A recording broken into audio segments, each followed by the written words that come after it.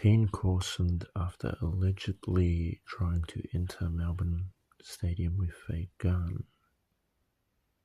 What on earth? See, this doesn't only happen at AFL matches. This happens at football matches, soccer, basketball, and many other sports, including the tennis, hockey,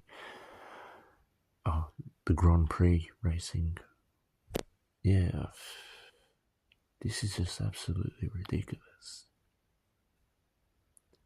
And they let him go with a warning, from what I read below the article.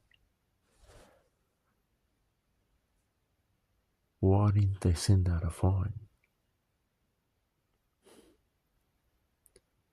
But I don't even know what to say about this.